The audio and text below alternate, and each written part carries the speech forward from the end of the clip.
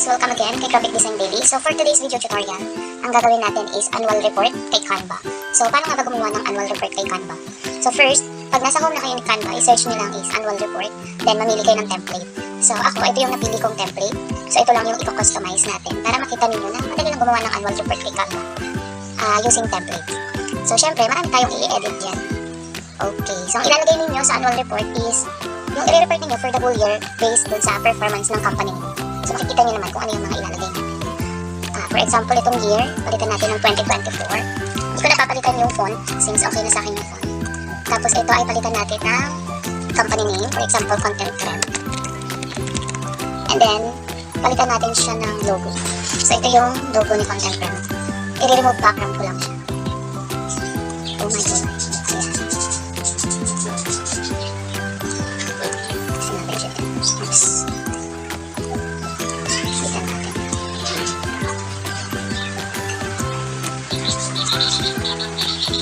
Ayan. Tapos yung color pala niya, i-base natin dun sa kulay ni content trend.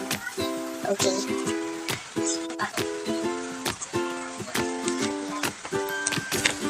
Yun yung gagamitin natin na color. For example, dito sa mga designs. Ayan, change one.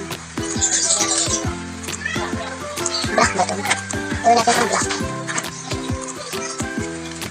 Ito, gawin natin siyang yellow. Since may yellow sa content ko. Ayan.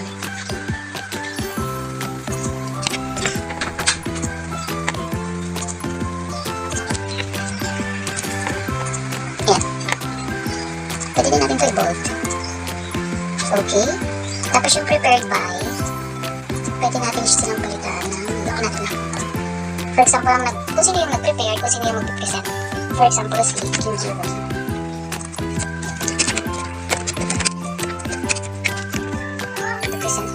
Presented by. Pwede nga itong baguhin guys. Halimbawa, iba yung nag-prepare, iba yung mag-present. Pero usually, kung sino yung nag-prepare ng annual report, hindi naman yung mag-present nun. Okay, tapos na tayo sa first page, dito naman tayo sa second page. Parang ito, gusto ko naman siya gawing yellow. Try na natin.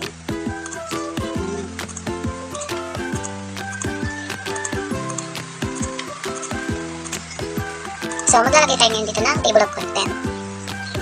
For example, ay then contact information. So, yun lang yung ilalagay ko guys, kasi 8 pages lang yung gagawin ko for this annual report. Or contact us. Tayo, nakadepende sa inyo kung ano yung nasa table of content nyo. Isentay natin siya. Okay na ako dyan. Then, executive summary. Ang ilalagay natin is about company o kaya who we are or who is content trend.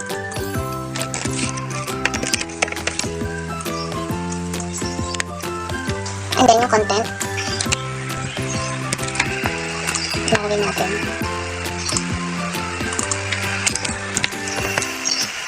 Ayan. So, ilalagay din natin ng core value. Ilalagay din natin yung core values. Okay.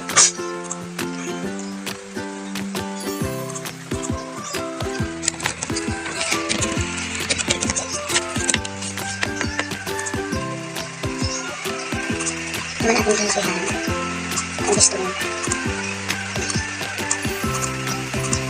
Ito din gawin natin 11.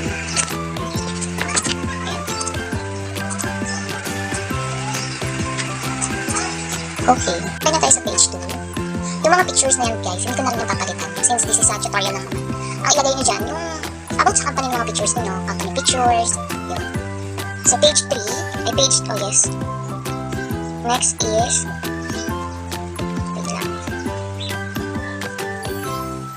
financial overview naman.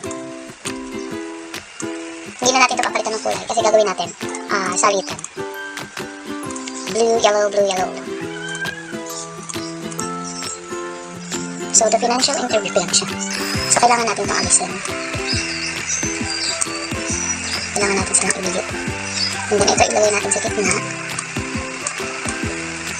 Continuation and face. Yan, ito yung lalakihan natin. Since ito yung financial overview ni content trend.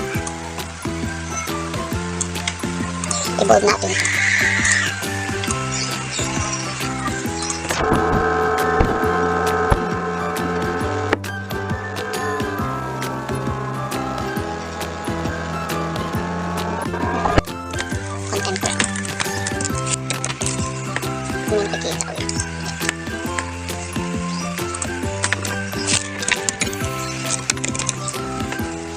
i-close naman natin ito. Tapos, sa page 5 natin is services overview.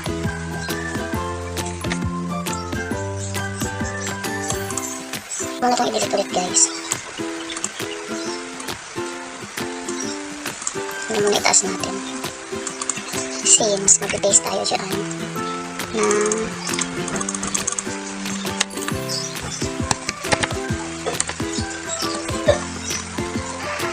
tapos client success story.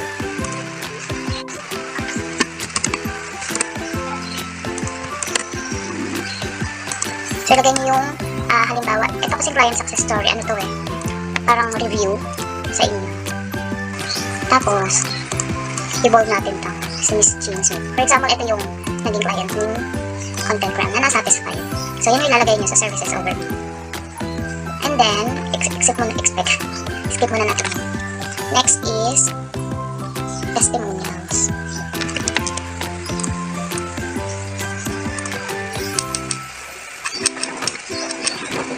Yan natin ito, yellow.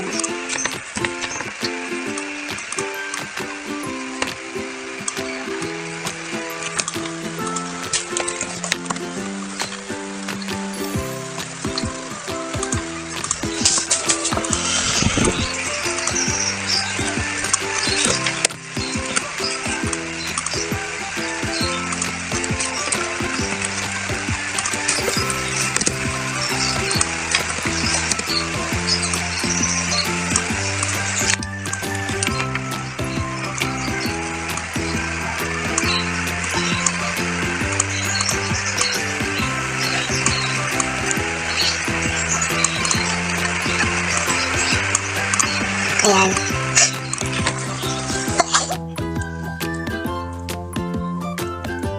Tapos ang next ay feature goals.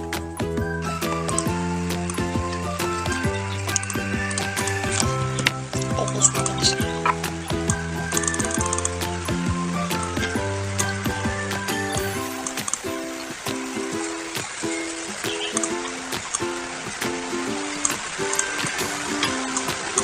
Bold natin, bilisan natin itong word na content.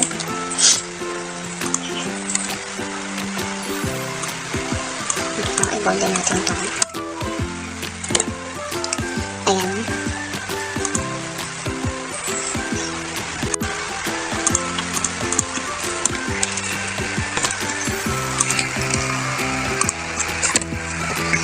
Ayoko siyang i-number. Gusto ko naka-bullet lang siya.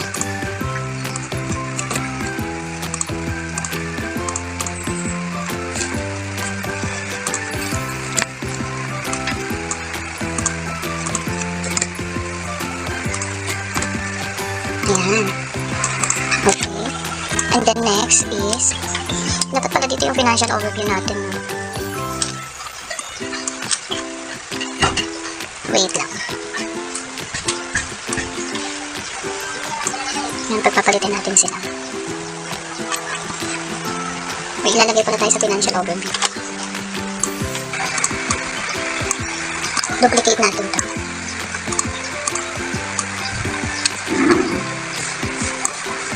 Ayan, tapos mag-add tayo ng isa pang column or column. Gawin natin siyang 4. What happened to this?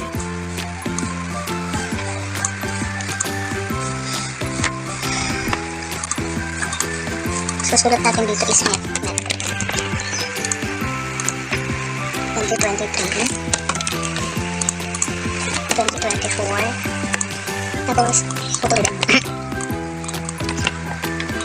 Na cost. Tapos marketing expenses. Mag-add pala tayo ng isang hindi ba? Then net profit. And profit. Wait lang. Operational cost na pala. Mag-add pala tayo ng isa pang row.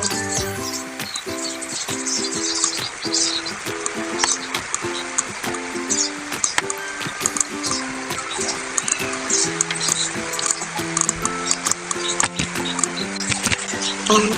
And then, copy-paste lang guys yung mga nalagay mo.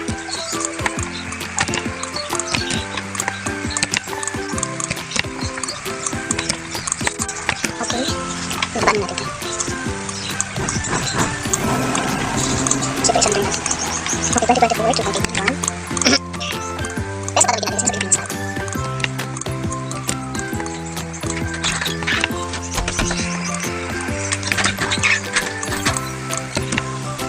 Yung gross niya is 52%. 10%.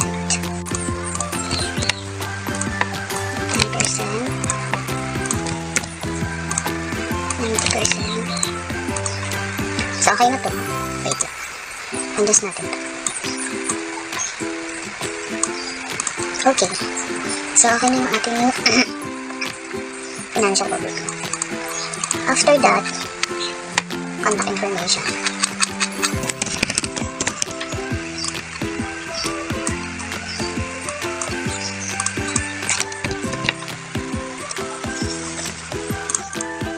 Ayan. Then, lakihan na lang natin siya.